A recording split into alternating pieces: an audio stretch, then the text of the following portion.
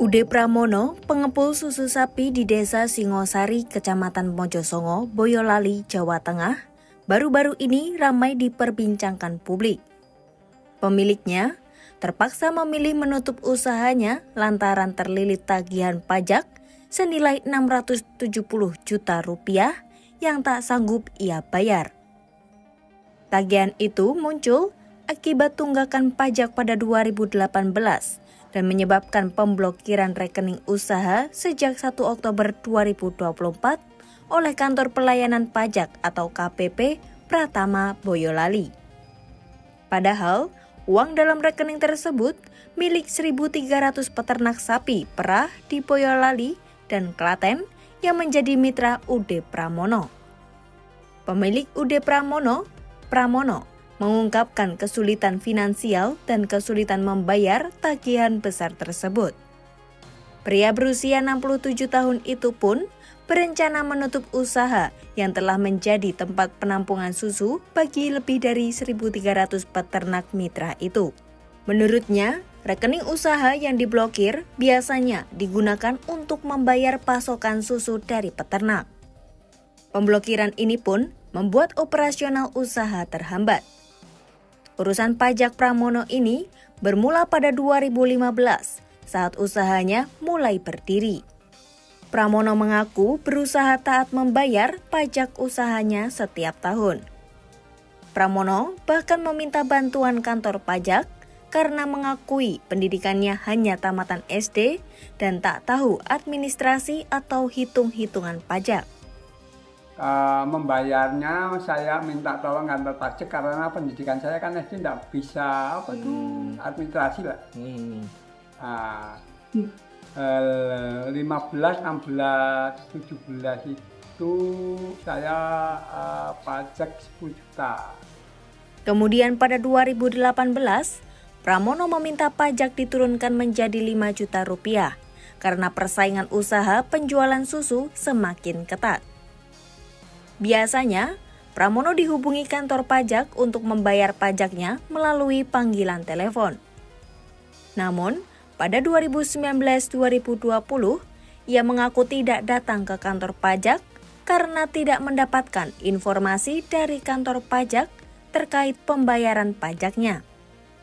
Lalu pada 2021, Pramono kembali mendapat surat terkait pembayaran pajak usahanya dengan tagihan yang melonjak menjadi 2 miliar rupiah. Namun, surat pemanggilan tersebut bukan dari kantor pajak Boyolali, melainkan dari kantor pajak Solo. 2021 dapat surat. Perasaan saya dari kantor pajak Boyolali, saya datang ke sana. Ternyata dibaca ini bukan dari Boyolali, Pak, ini dari kantor pajak Solo.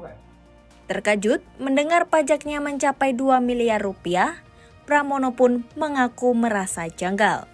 Dihitung, saya dikenakan 2M. Lalu dipanggil lagi, itu dikenakan 671.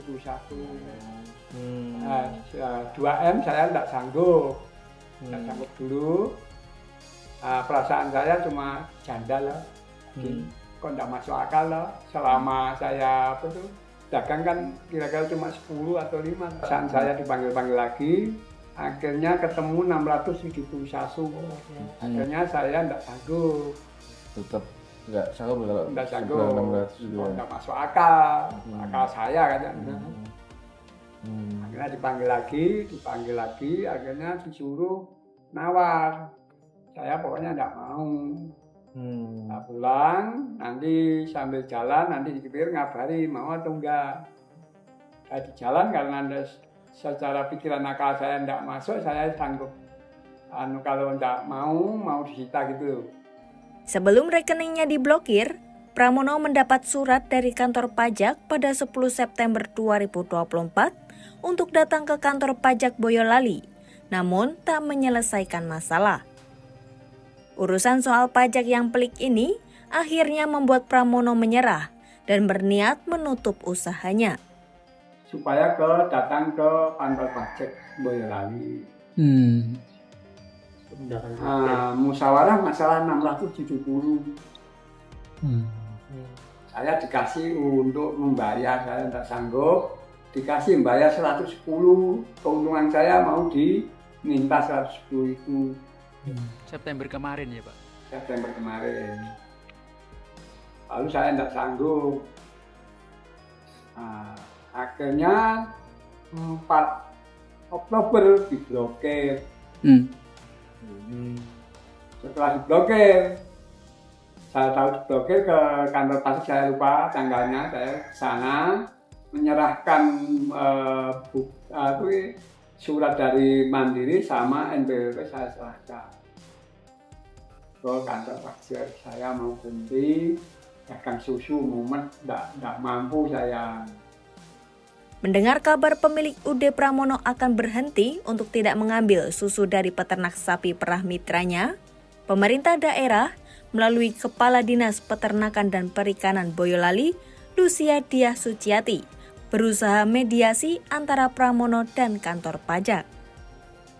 Langkah itu dilakukan mengingat dampak penutupan usaha terhadap 1.300 peternak dan 50 pegawai yang bergantung pada usaha pengepulan susu ini. Lucia berharap pertemuan lebih lanjut dengan Direktorat Jenderal Pajak pada 6 November 2024 dapat menemukan solusi yang menguntungkan bagi semua pihak. Hingga Selasa, 5 November 2024, UD Pramono masih beroperasi meskipun situasinya kembang-kempis. Kini, 5 sapi Pramono bahkan terpaksa dijual demi menjamin roda usahanya terus berputar. Pramono hanya bisa berharap agar permasalahan pajaknya bisa diselesaikan sebaik-baiknya. Tujuannya sederhana, dia ingin para peternak tetap bisa bekerja seperti sedia kala.